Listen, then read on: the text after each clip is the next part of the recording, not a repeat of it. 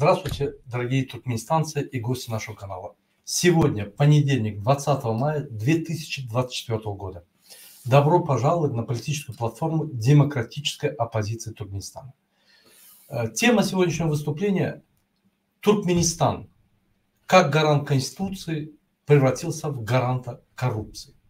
Давайте потихонечку рассмотрим все вопросы. Прежде чем начать свое выступление, я бы хотел кратко рассказать о новостях о Туркменистане. Что там творится на сегодняшний день и какая ситуация. Потому что сейчас все внимание увлечено всего мира в другую сторону, но то, что творится в Туркменистане, как всегда, остается за закрытыми дверями. Давайте я вам покажу несколько видео. Прежде чем показать видео, я вам объясню, что творится в Туркменистане. В Туркменистане идут обильные дожди в течение уже более недели. Из-за этого идут селевые потоки или обильные, напоры воды, которые приводят к большим проблемам и катаклизмам в Туркменистане. МЧС, который находится в Туркменистане, не имеет никакого оборудования. Подвижной состав, машины, техника, все в нерабочем состоянии. И государство ничего не может сделать. Оно, бросило солдат. Если на солдат посмотрите, они сами голодные, холодные, им самим нужна помощь. Поэтому туркменский народ, как всегда, остался сам, один на один с катаклизмами. Давайте посмотрим несколько видео, которые я приготовил. Эти видео вы можете найти в ТикТоке или на других каналах, таких как Туркменньюз, Хроника Туркменистана. Там эти материалы все имеются.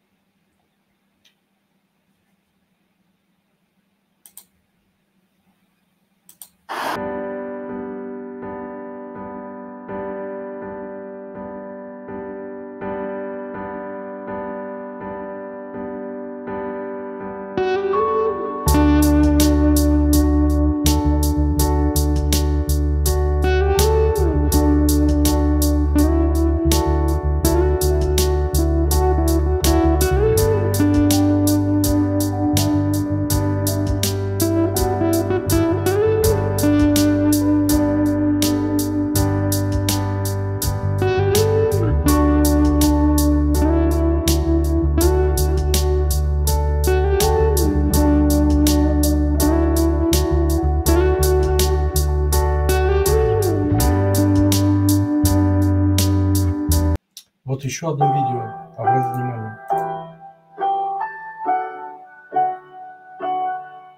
Это уже в Этрапах, в районах, в вилаятах. Вот такая ситуация. Идет большой поток воды. Посевные на хлопок, на урожай пшеницы очень сильно имеет влияние эта вода. Размывает все. Так что в этом году нам надо ждать очень плохой урожай. В углу сидишь и думаешь, что же дальше? Букет любимый. Даже в столице вода настолько сильно везде, что парализовала транспорт, и люди мучаются. Канализационные люки были заварены, поэтому их пришлось взрывать, чтобы их открыть. В общем, более подробное видео вы можете найти в ТикТоках и на тех каналах, которые я вам назвал.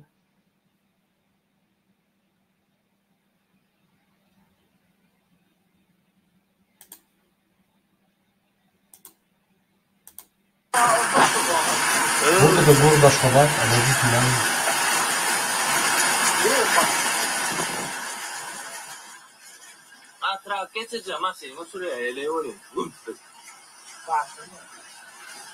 Это наводнение, которым, как всегда, город. Вот такие вот видео можете сами найти даже в интернете, ничего сложного нету. Вот. Давайте я вам расскажу, что об этом говорит наши средства массовой информации, наше телевидение, наши газеты. Посмотрим сначала газеты. Давайте, вот я открыл специально. Газета от 16 мая. Более недели идет дожди. Вот газета от 16 мая говорит о том, что заседание Национального комиссии по делам стран-членов Тюркского Тюркского союза, там членов Тюркской по делам ЮНЕСКО и так далее. То есть говорится о каких-то международных вещах, поздравлений, если вы видите здесь, поздравления президента, всяких там указов, которые никакого отношения к этому происшествию, к этому катаклизмам не имеют. Посмотрите следующее. День Конституции отмечается, ну, как бы праздник всегда. Это то же самое, что в России. Все хорошо, хотя в России передают, как все плохо иногда. Но здесь все хорошо, вот президент принимает праздник, посвященный там годовщине флага, там день флага, вот люди отмечают, там президент принимает награды, государственный флаг, символ отчизны и так далее. Вы думаете, что это вот только на второй странице? Вот и третью страницу посмотрим, то же самое получается. Вот бессмертные стихи великого, наверное, Аркадага, сейчас посмотрим. Бессмертные стихи великого поэта, это Махтумкули, скорее всего, если я не ошибаюсь. Сейчас посмотрим, очень интересно.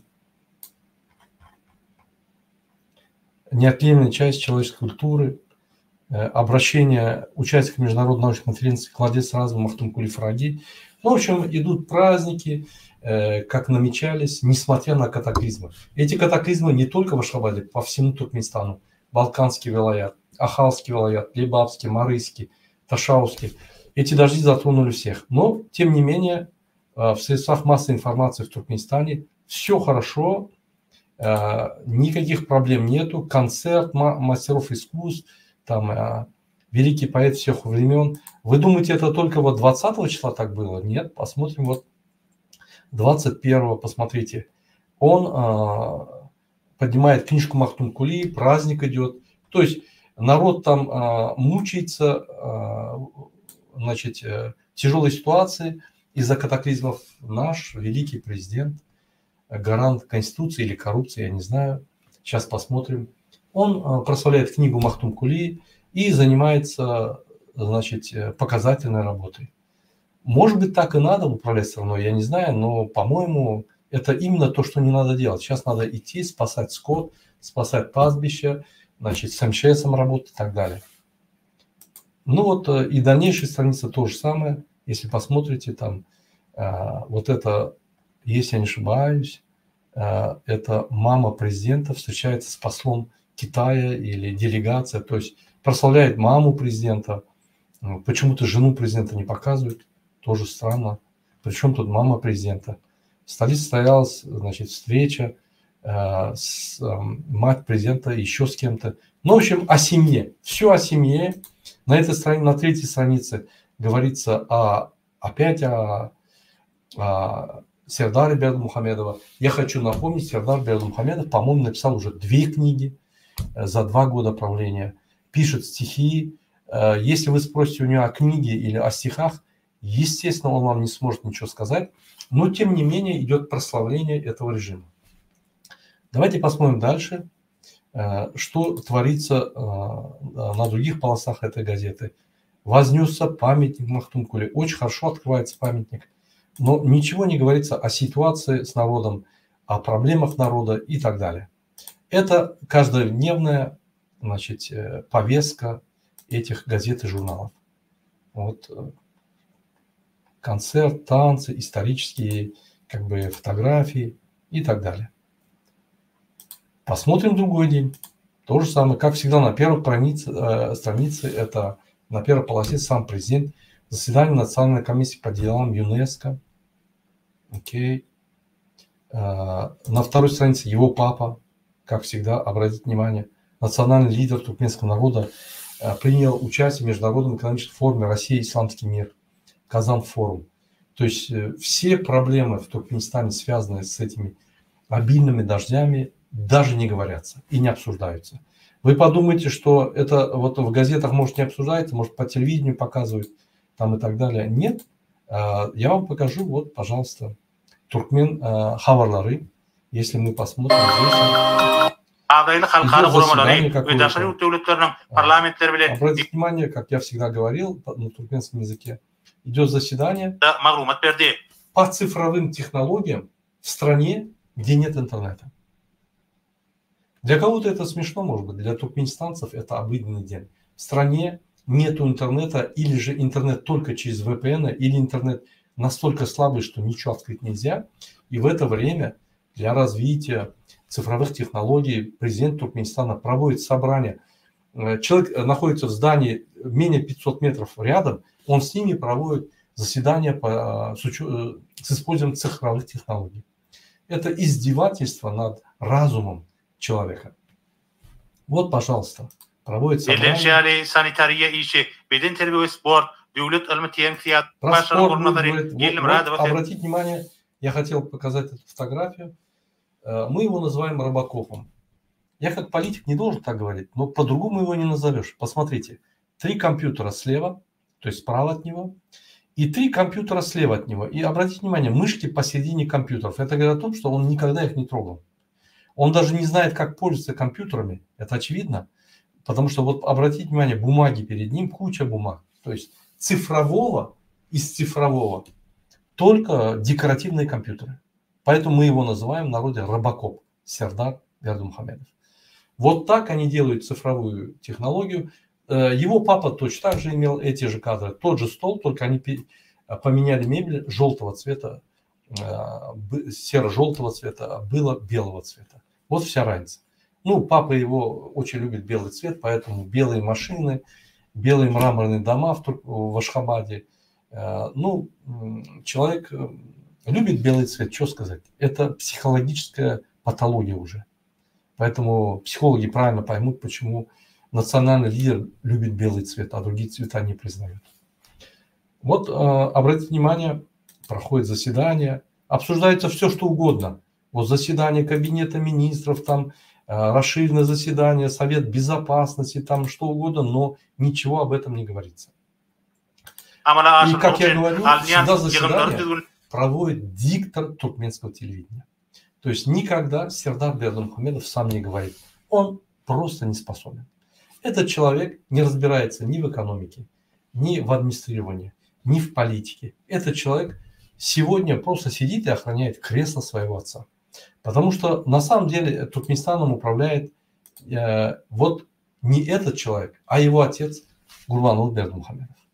Мы называем их обоих двуголовыми президентами Туркменистана. То есть, если один улетает, вот, допустим, в Казань поехал национальный лидер Гурбанғұлы Бердымухамедов, он там занимается политическими вопросами, то есть экономическими вопросами, то есть он заменил полностью Сердара Бердымухамедова, выступает там, проводит всякие совещания, подписывает документы о сотрудничестве, контракты и так далее. А Сердар Бердымухамедов в это время сидит в Туркменистане, охраняет кресло, чтобы не было государственного переворота. Почему они так делают? Потому что в Туркменистане их никто не поддерживает. Народ их не выбирал ни первого, ни второго. Второй вообще сегодня находится в кресле президента с 4% голосами общими. 8% населения участвовало в выборах, и это уже нелегитимные выборы, и он получил 4% голосов за счет административного ресурса. Вот этот человек, я вам представляю, его зовут Сердар Бердымухамедов, незаконный президент Туркменистана. Вот поэтому об этом наводнении ничего не говорится, и Туркменистан сегодня управляется некомпетентными ни в экономическом плане, ни в политическом плане, ни в социальном плане людьми, которые только заботятся о сохранении картинки внешней и оболванивания народа и ограблении народа. Они продают сегодня нефтегазовые ресурсы на экспорт, оттуда получают деньги и грабят страну. Ну, простой пример. Гурбанғұлы Бердымухамедов, будучи не президентом, приходит и забирает из бюджета $5 миллиардов на строительство своего города Аркадах. Чтобы вы знали, бюджет Туркменистана колеблется от 18 до 22 миллиардов долларов США. Он забирает 5 миллиардов. Это практически 40%. То есть 40% бюджета он забирает. Поэтому у нас сегодня зарплата $100, среднемесячная зарплата. Поэтому у нас сегодня пенсия $30 в Туркменистане. И поверьте, за 33 года были проданы более 250 миллиардов, на сумму более 250 миллиардов долларов природные ресурсы из Туркменистана. А наша зарплата на протяжении 33 лет сохраняется на уровне $100 США. То есть инвестиции были сделаны не в народ, а куда угодно, чтобы разграбить страну в гигантомании, гигантские сооружения, но не в население, но не образование, но не для поддержки многодетных семей, или же для поддержки пенсионеров, или создания рабочих мест.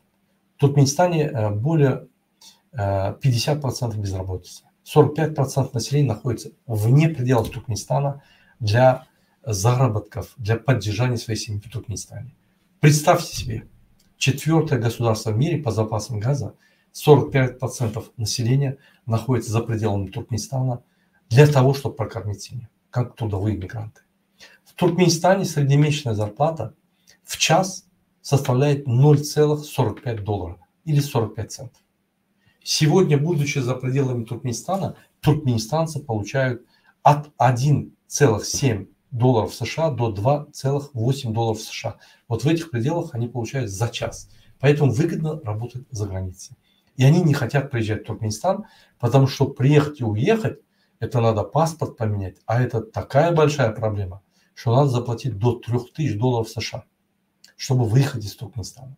Тем более с каждым годом правительство Туркменистана в лице Сердара Бердымухамедова, гаранта Конституции, закрывает границы, ужесточает выезд из Туркменистана, вводит визы со многими странами.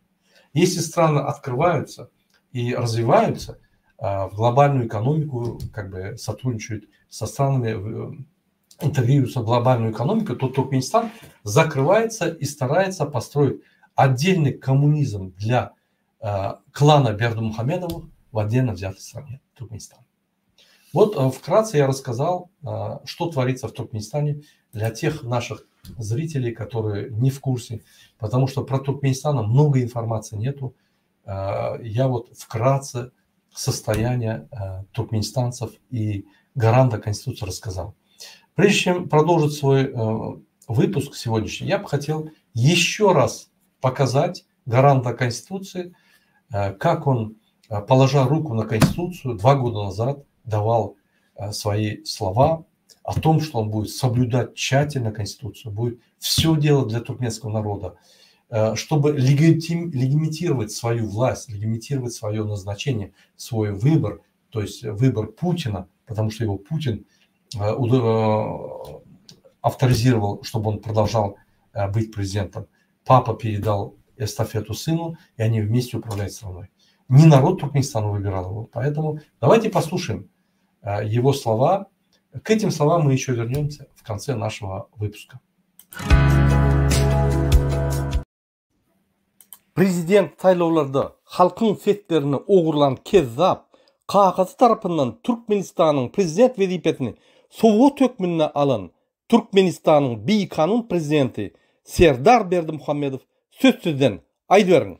Türkmenistan'ın prezidentinin vazifesine girişmek bilen öz üstüme yüklenen beyik borçları, mukaddes ve ak yürekli, hormat bilen ve yadavsız yerine yetirmeye, Türkmenistan'ın devlet karasıllığını ve bir taraflık hukuk yağdayını korumaya, adamın ve rayetin hukuklarını ve azatlıklarını hormatlamaya hem de korumaya, Türkmenistan'ın konstitusiyasını berca etmeye ve korumaya, ehli gücümü ve okuyumu, Türkmen halkının ağzı birliğine, onun parahat durmuşunu korumak için bahsetmeye, Türkmenistanların hazırki ve gelecekki nesillerin şöhratını hassa bilente ötürmekler için ehli mümkünçülükleri peydalanmaya, Türkmen halkına vefalı ve doğrusul hizmet edecektirmeye davaralı kasam ediyorum.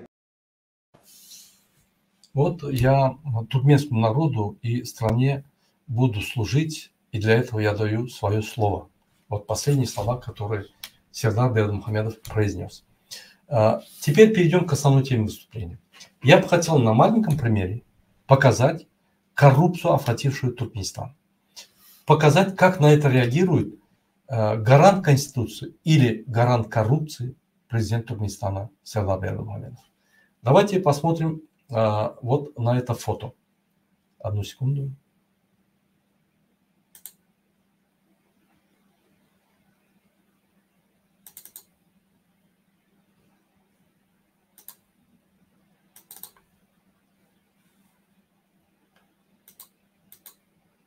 Вот эту женщину зовут Айсултан Дурдыева. Она работает сегодня в отделе финансового рынка и анализа, занимает лицензированием, заведующий отделом лицензирования Министерства экономики и финансов Туркменистана. Вот эта женщина – это одна из главных героинь, отрицательной героини нашего рассказа. И ее супруг, я вам тоже его покажу сейчас, одну минуту.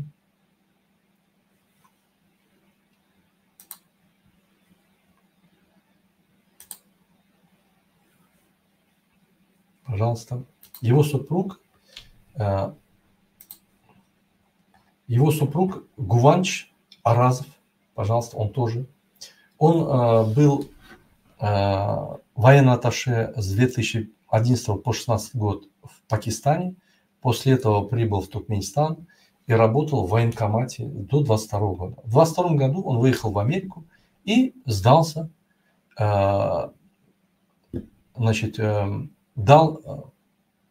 попросил политическое убежище в Соединенных Штатах Америки. Вот обратите внимание, вот эти два человека – это герои этого моего рассказа. Давайте вернемся к ним. Некий Касым Худжиков, проживающий в Америке, я об этом показывал в своих видео, даже Turkmen-News опубликовал. Давайте я покажу эти материалы, чтобы вы знали. Одну секунду. Вот обратите внимание, Turkmen-News более подробно рассказал о происходящем, об этом вот коррупционной схеме, что происходило. Вот это вот Касым Худжиков, иммигрант, проживает в Америке. С ним вот этот вот Оразов, Гуванч, познакомился, он ему помог, Худжиков ему помог, и взамен Оразов предложил прописать сына Касыма Худжикова, Халида, 14-летнего ребенка, в город Ашхабад. Как вы знаете, прописка в городе Ашхабаде, как прописка в Москве. Очень трудно прописаться. И вот он предложил свои услуги. Сказал, что у меня жена работает в Министерстве экономики и финансов, заведующим отделом лицензирования, имеет влияние и так далее. Поверив им, они договорились на $6 тысяч. Поверив им, вот этот вот гражданин России, Касым Худжиков, передает $6 тысяч вот этому Гуванчу Оразову.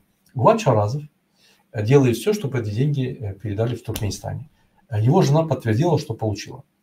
Но через какое-то время эта женщина говорит о том, что ставки выросли,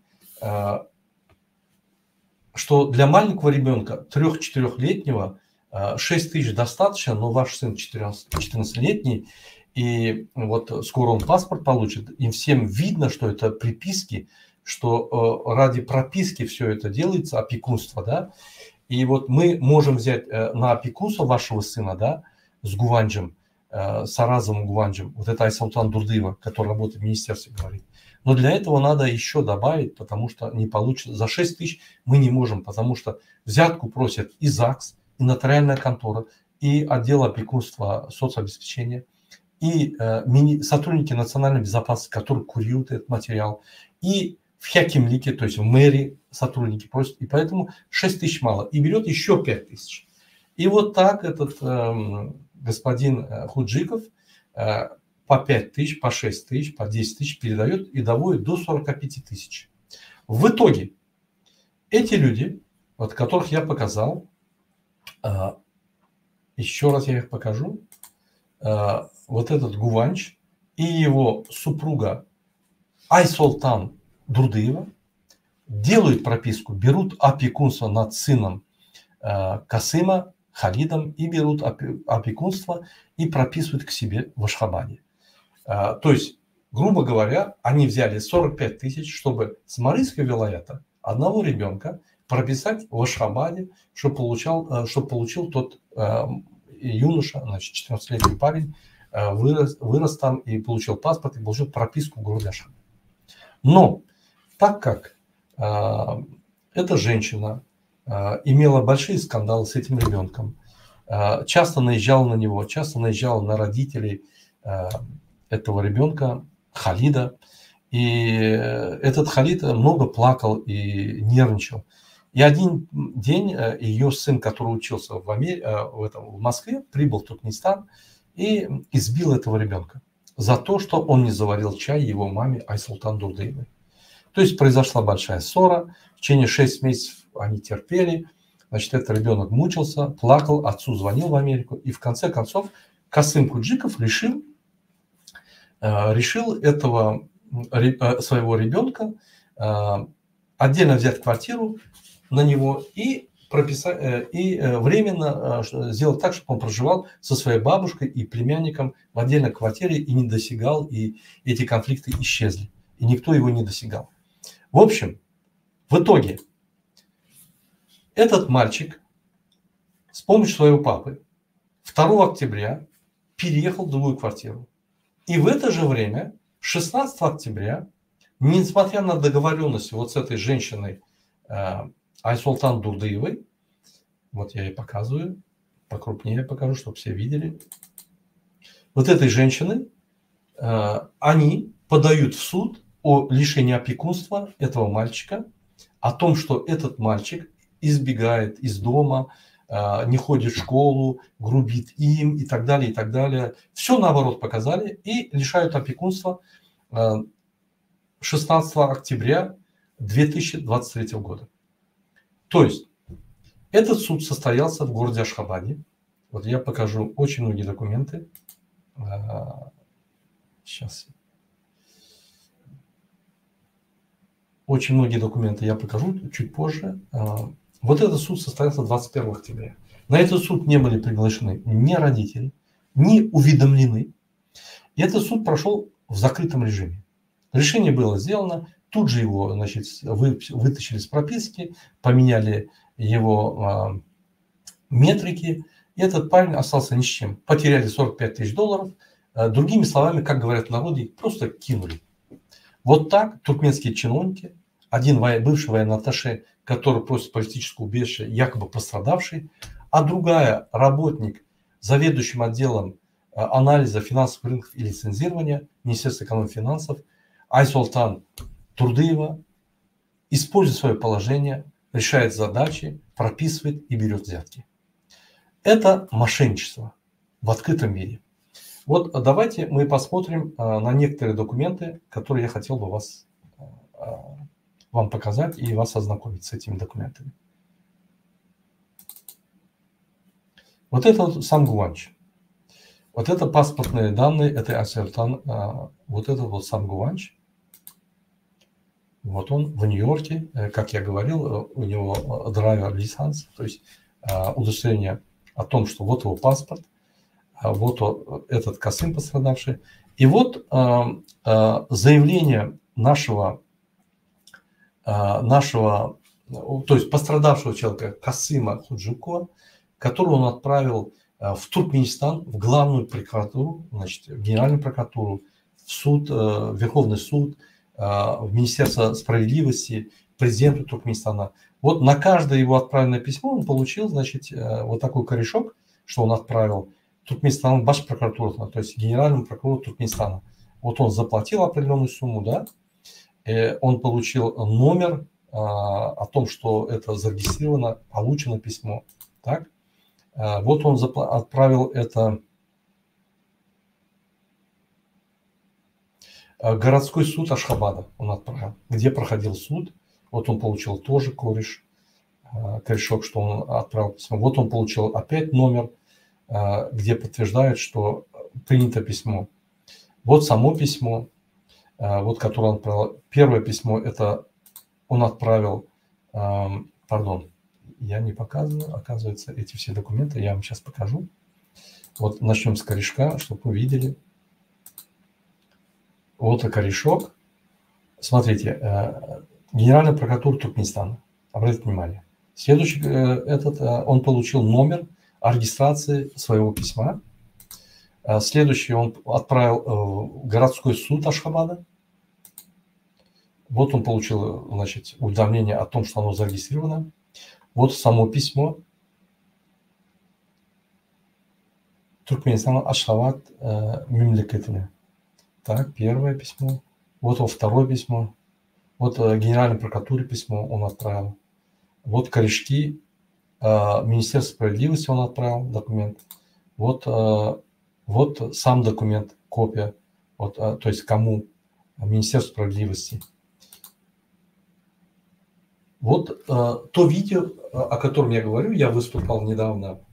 Я не помню, какая дата, но уже более месяца прошло. Я выступал о вот этом правонарушении, что произошло. Вот с господином Касымовым мы выступали, если обратите внимание. Где мы рассказываем о всех вот...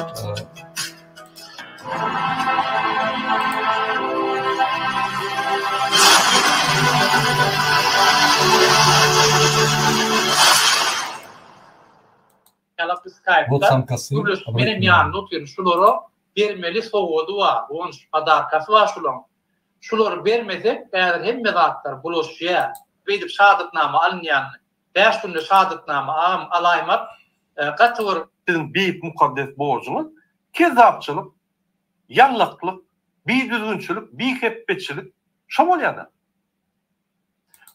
Вот мы здесь выступили, обратились к президенту, показали все, объяснили, он подтвердил. Вот эта вот женщина, Айсултан Дурдыева, мошенничество, которая работает по сей день, не поверите, после этого выступления, как Туркменньюз напечатал с доказательствами, мы показали все доказательства в YouTube.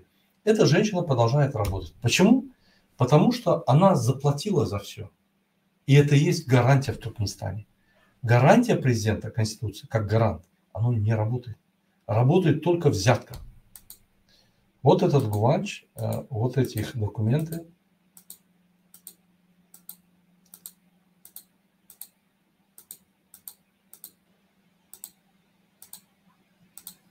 Так, я бы хотел еще показать несколько документов. Это вот этот документ. Обратите внимание. Обратите внимание, одну секунду.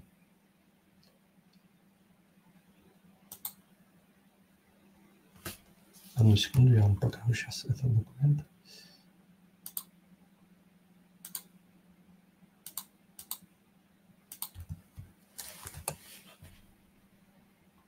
Одну секунду. Это не этот документ.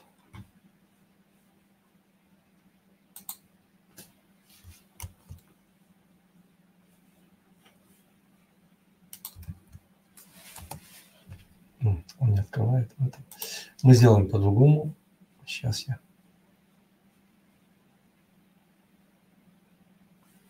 вернусь к этому документу. Одну секунду.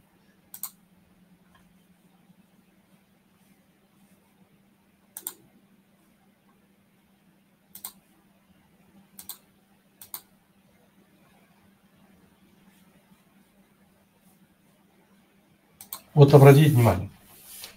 Вот мы показывали эти документы, но я еще раз повторю, покажу эти документы. Первый документ – Аразов Гуванч Ашермурадович. Этот документ в 2023 году в апреле месяце получен. Это опекунство. То, что они сделали, опекунство. Подтверждающее, что опекунство делали. Значит, Какаев Халид, вот он родился в Марыцком вилаяте 2009 года, 3 июня. Он стал Аразов Халид Гуванджевич, то есть был Какаев, то есть, был Какаев Халид, стал теперь Аразов Халид Гуванджевич. Вот опекунство. Вот его паспорт. Он был Аразов Халид и стал Какаев. Вот он маленький парень. Теперь, 2023 года, в апреле 11-го, в Ашхабадском ЗАГСе ему дают свидетельство, что он родился в Ашхабаде. Обратите внимание, что он родился в Ашхабаде. То есть они даже поменяли место его рождения. Вот 23 года, 11 апреля этот документ они сделали. Ну, подделали, это видно было. Так. Следующий документ.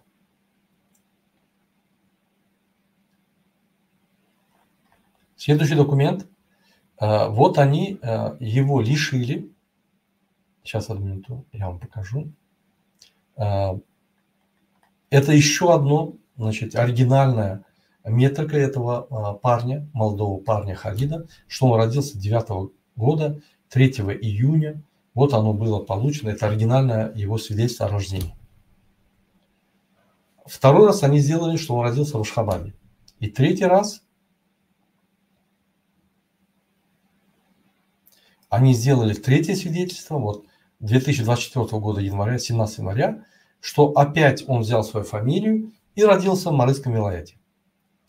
Вот так вот человека по документам бросали туда-сюда, и в конце-то концов его как бы на место поставили, взяли 45 тысяч, прописали, выписали и так далее. Вот эти вот два человека. Вот решение суда 21 октября 2023 года, никому не уведомляя, Айсултан Дурдыева, находясь в Туркменистане, ее муж находится в Америке, он подал на убежище, он находится там, она спокойненько идет в суд, договаривается, платит деньги и делает такое решение. Ни мама этого Аразова Халида не уведомлена, ни папа его уведомлен, никто не в курсе этого решения.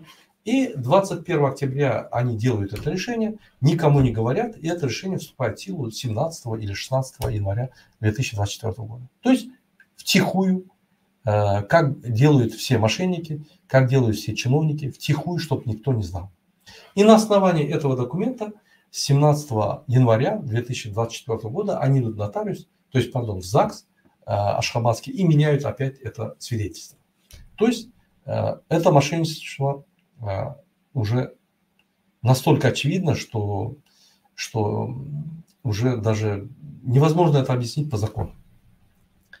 Тем не менее, вот несмотря на это, на сегодняшний день этот парень остался опять со своими родителями в Марыйском вилаяте. То есть 45 тысяч долларов заплатили, опекунство взяли на 6 месяцев. За 6 месяцев прописали его в Ашхабад, в город Ашхабад, сделали новое ему свидетельство, что он прописан в городе Ашхабаде, что он родился в Ашхабаде. И через какое-то время, через 6 месяцев, его опять выкидывают в Мары, в город Мары, и делают, что он родился в городе Мары. То есть вот эти вещи делает чиновница, работающая в Министерстве экономики и финансов, которая анализирует рынки, финансовые рынки и дает лицензии.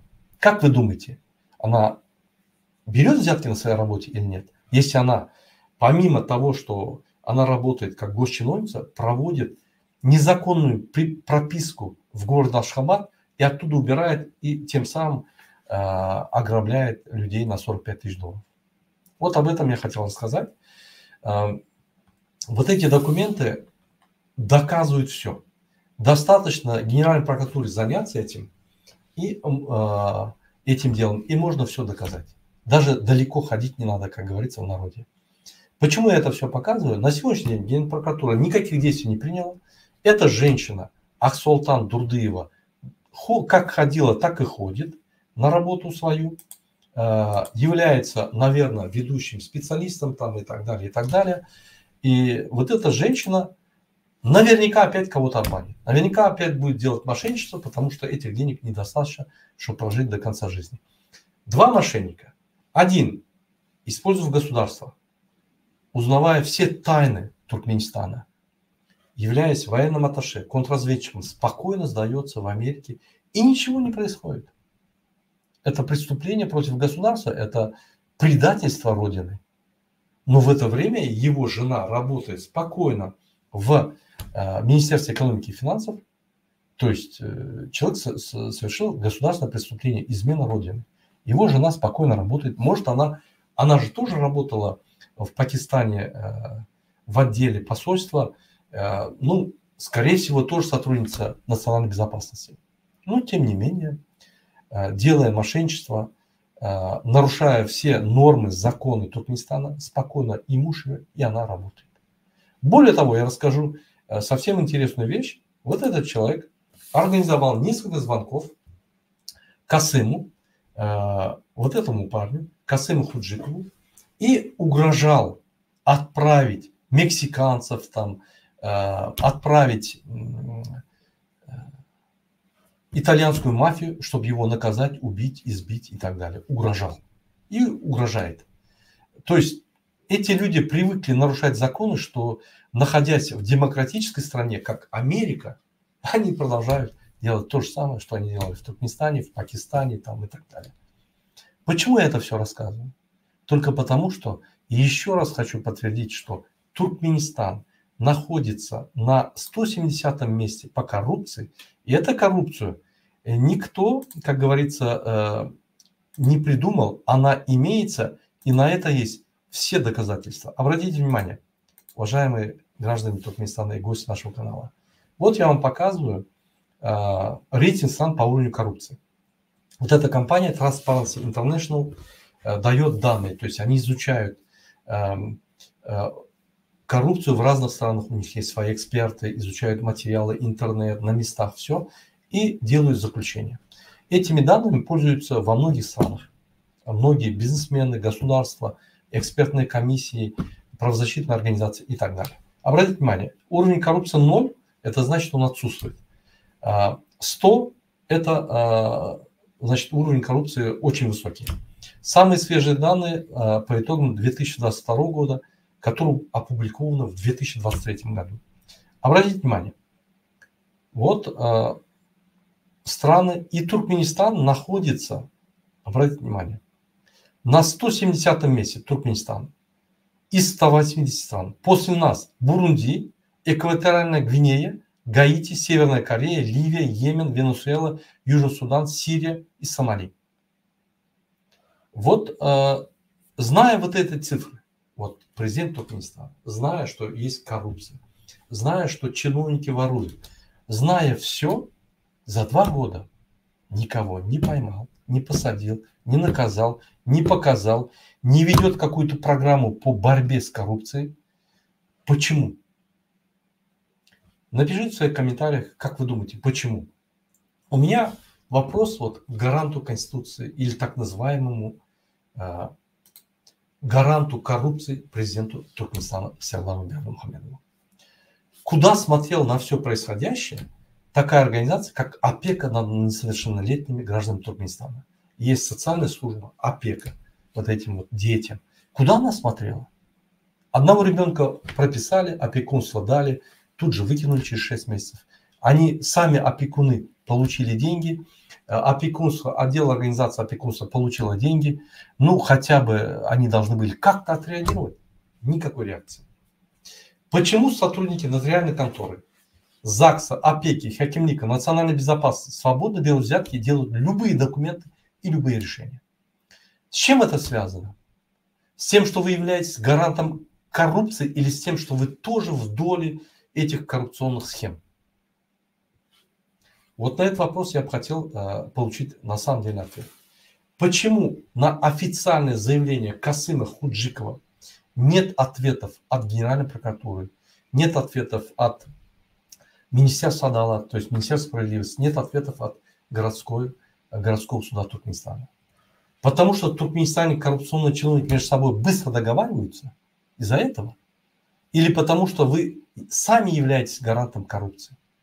Ответьте, пожалуйста, на этот вопрос. Почему проводят судилище над опекунством, не уведомляя, не приглашая родителей Халида? То есть, когда суд проводится, всегда проводится сторонами, между сторонами. А не то, что один человек решил, значит, не приглашая вторую сторону, суд рассмотрел одну сторону и принял решение. Где это возможно? Это несправедливый суд, это изначально несправедливый суд.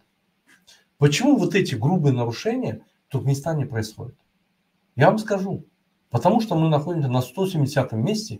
Народ Туркменистана не избирал этого мошенника, который украл наши голоса, выборочные голоса. Пришел к власти, который получил подарок от своего папы и продолжает мошенничеством, коррупцией заниматься. Почему, когда был показан этот материал по видео с документами и напечатан в электронных изданиях оппозиционных каналов, правозащитных организаций, Никакой реакции не было. Почему гарант Конституции, президент Туркменистана, не стал защищать Конституцию Туркменистана, не встал на защиту законных требований пострадавших? Почему он своим молчанием защищает коррупционеров, таких как Аксултан, Айсултан Дурдыева или Гуванч? Почему оба человека, которые работают в национальной безопасности, один сдается, получает убежище в Америке, и ничего не происходит? Если бы активист это сделал, домой бы к активисту пришли, на родителей бы наезжали, там куча административных и других мероприятий приняли бы против этой семьи. А почему человек, который работал в Пакистане, военный атташе, контрразведчик, имеет секреты, спокойно сдает, работает в военкомате, имеет все данные, спокойно сдает в Америке убежище, и ничего не происходит? Ее муж, то есть ее жена, его жена, продолжает работать в Министерстве экономики и финансов, делая коррупцию, и ничего из этого не происходит. И ничего с ним не происходит. Почему? Вы гарант Конституции или гарант коррупции? Почему за прописку в Ашхабад берут взятки? Любому человеку могут за взятки дать прописку в городе Ашхабаде. Даже есть случаи, вот у нас есть много случаев, что около 100 талибанов за 200 тысяч долларов купили недвижимости у племянников вашего папы, у ваших родственников, и получили и гражданство, и прописку в Ашхабаде. Почему наши граждане, проживающие в Либабе, в Балкане, в Марийском вилаяте, Ташавском вилаяте, даже в город Ашхабад приехать нельзя. Их забирают сразу в отделение полиции и отправляют домой. Не то, что прописаться не могут, а талибаны, которые сотрудничают с племянниками бывшего президента, национальным лидером Туркменистана Гурбаном Бердымухамедовым, спокойно покупают по 3,51 манатов в эквиваленте, в манатах покупают недвижимость и по курсу 20 манат за $1 продают за 200 тысяч в манатах. Почему они на чистом месте в 7 раз получают прибыль и прописывают людей, дают гражданство? Естественно, это связано и с вами. Вы же подписываете гражданство. Если вы не в курсе, это ваш папа, вы можете спросить у него. Вы же гарант Конституции. Почему вот такие грубые нарушения есть с гражданством, с пропиской? Почему на это не обращаете внимания? Вы же гарант Конституции. Туркменистан является самым коррумпированным, одним из самых коррумпированных государств. Мы находимся из 180 стран на 170 месте. Когда вы начнете, Сердар Бердымухамедов, гарант коррупции, бороться против коррупции? А может, вы являетесь на самом деле не гарантом Конституции, а гарантом коррупции, из-за этого вы и не боретесь? Поэтому вот на эти все вопросы мы бы хотели получить ответы. Уважаемые туркменистанцы, вот я это выступление делаю, чтобы показать, что в Туркменистане с приходом молодого президента, то есть назначенного своим папой, за которым мы так и не голосовали, который просто украл кресло президента и сегодня занимает тем, что он охраняет кресло президента, когда папа ездит во все места вместо него и проводит все соответствующие президенту переговоры. Вот это вот семейный подряд президентства, двуголовых президентов, значит, двоих, происходит в Туркменистане. Когда это прекратится? Как вы думаете? Напишите в комментариях. Поэтому нам надо проснуться, нам надо встать, нам надо этих мошенников спросить с них. 16 июня мы всех приглашаем посетить мечети, связанные с праздником Курбан-Байрам. Мы зададим 20 вопросов. Мы уже начали озвучить эти вопросы по интернету, по YouTube, по ТикТоку. И вот на эти вопросы Сердар Бердымухамедов как гарант Конституции должен ответить. Если он не отвечает на эти вопросы 16 июня, мы должны все собраться. Если он до 12 часов 16 июня не ответит на эти вопросы, мы должны все собраться перед дворцом президента и потребовать, чтобы он пришел и там ответил на эти вопросы. Если он и это проигнорирует, мы должны его снять с работы за грубое нарушение Конституции, за невыполнение своих обязанностей ему объявить импичмент, снять его и привлечь к ответственности его и его отца. Это будет мирная смена власти, это будет мирный переход диктаторской страны в демократическую страну. Мы должны объявить выборы, и мы должны заново провести открытые свободные выборы, показать всему миру, что мы за демократию и что мы идем строго по закону. Уважаемые туркменистанцы, на этом я заканчиваю свое выступление. Я вам всем желаю в первую очередь здоровья и бороться всегда за справедливость, бороться всегда за вашу свободу. Туркменистан будет свободный. До свидания.